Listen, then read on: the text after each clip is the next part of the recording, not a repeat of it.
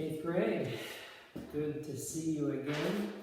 And today we're ready for lesson 9, and it is pronoun agreement. And we mean agreeing with its antecedent. And let's just continue. Pronoun agreement in number and gender. Number means singular or plural. Gender, boy, girl, or you don't know, or neuter. So feminine, or masculine, feminine, or neuter. With its antecedent. And what is the antecedent? That is the noun or pronoun, or you could just say the word, that is being replaced. Remember, a pronoun replaces a noun or pronoun or another pronoun. So the antecedent is the word, the noun or pronoun that is being replaced. Okay, so you need to choose the correct pronoun to match with the word it's replacing in whether it's singular or plural, number, or masculine, feminine, or neuter, gender. Okay, and again, this is review we had earlier this year. But let's take a quick look. So turn to page 28. The trickiest ones to work with are those indefinite pronouns. You know all about indefinite pronouns because we had them earlier in this very same book. Now, let's think carefully about this. Indefinite pronouns are themselves pronouns. However, in what you're doing in today's lessons, you're looking at pronouns that replace the indefinite pronoun. So the indefinite pronoun, in a few of these cases, turns out to be the antecedent. And then you're going to have another word replace it. And so the biggest thing we're concerned about in that idea has to do with number. Are we choosing singular or plural correctly?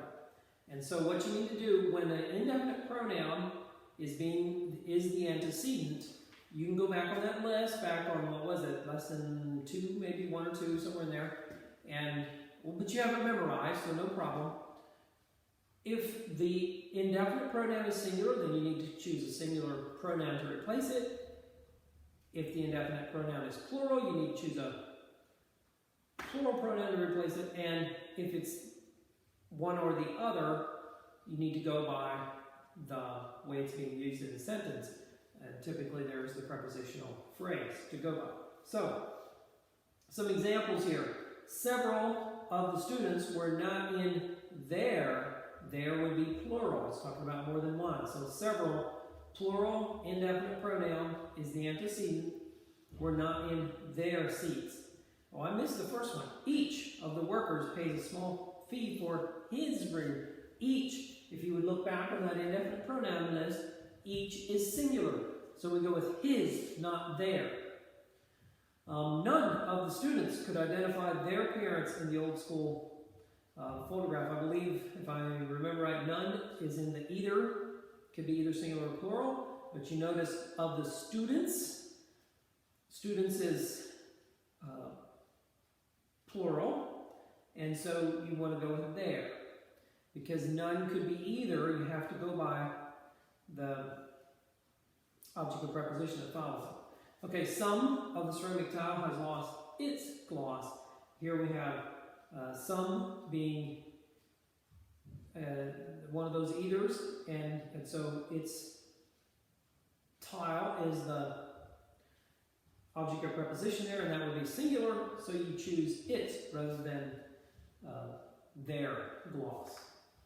Okay, now the next thing, this has nothing to do now with indefinite. Pronouns that refer to compound antecedents joined by an and are usually plural. So when you have antecedents or two words joined by and, they're almost always plural, so you want to choose a plural pronoun.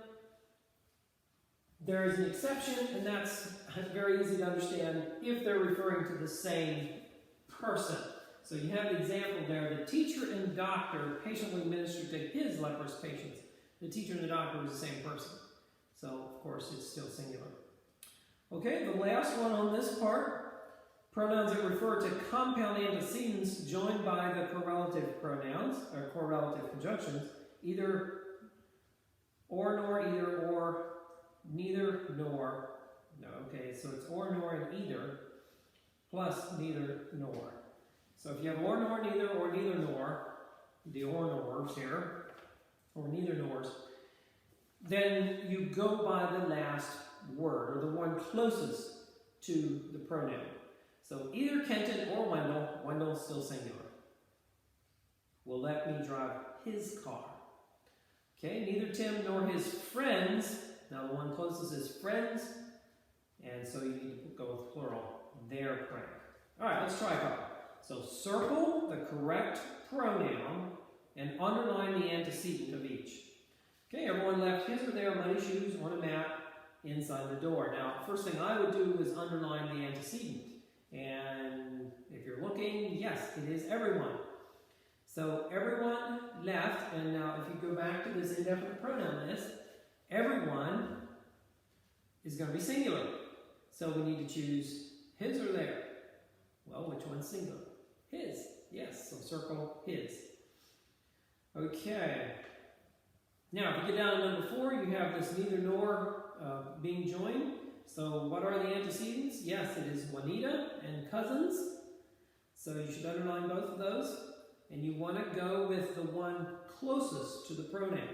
So cousins, yes, has an S. So is that singular or plural? Very plural. Choose their. Okay, good to go on that part? All right, so the next part of this is agreeing in gender. That is masculine, feminine, or neuter. And simple rules, of course, if you know it's a boy, you go with masculine pronouns, he, him, or his. If you know it's a girl or a female, you go with feminine, she, her, or hers. But if it's neuter, such as an animal that you don't know the gender of, use its, the neuter. Okay? So animals are usually considered neuter if you can't tell. Now, what about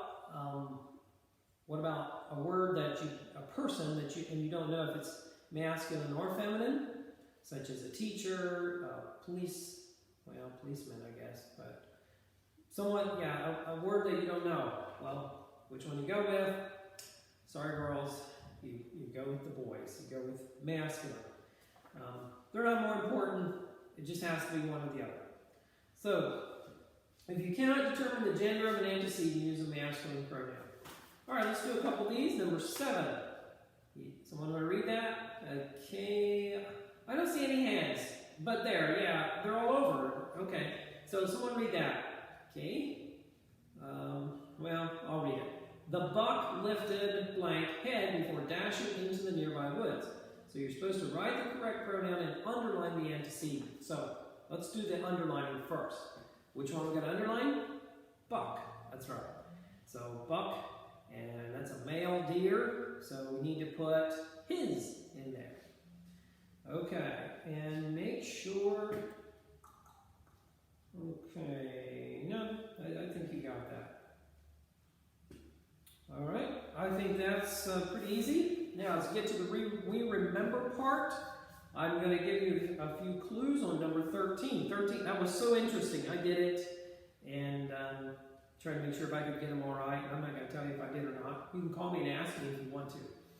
So here we go. I'm going to tell you how many of each of these parts of speech. You ready? 1 noun,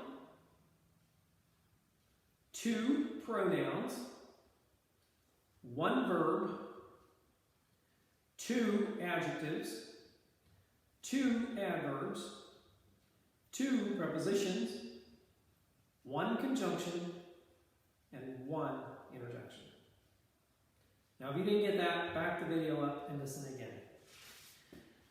Okay, now numbers 14 through 16, underline the subject and circle the correct verb. And this is back with indefinite pronouns. So the subject, picking the subject and picking the verb, singular or plural verb that matches with it. Make sure you note in number 15, you have 2, so don't miss the second one. Okay, numbers 17 and following, you have transitive and intransitive. Remember, that's all about, does the action verb transfer the action? Now, that can be tricky because transitive and intransitive verbs, transitive verbs can be active or passive. All right, let's just review that real quickly. So transitive and intransitive means, does it transfer its action? Does it pass the action to something? If it's transitive, it can still either be active or passive voice. So a transitive sentence has a doer and passes the action, and it could be passive, that the receiver of the action is the subject. It could be active, that the doer is the subject. So number 17, the car at fault in the accident was driven by an 80-year-old woman. Okay, so you read the car was driven, and there's nothing behind it there. So you think, well, that must be intransitive. Whoop! That's asking the wrong question. You read the verb, and you see was driven. Now, is there anything being driven? Do we have a doer of the action? Yes, the woman is doing the driving. She drove, and if you turn that sentence around, would there be a direct action? Is there something being driven? And the answer is yes, it's the car. So, nope, not intransitive. That is transitive, VT. Now, you are supposed to underline the verb, was driven, and you circle the receiver of the action if it's transitive. Obviously, if it's intransitive, nothing receives it. So, yes, you should circle car. Okay, so those can trick you. Make sure you get them right. All right, well, I think that was about all that I needed to talk to you about. So, you're good to go. Have a good day doing lesson 9.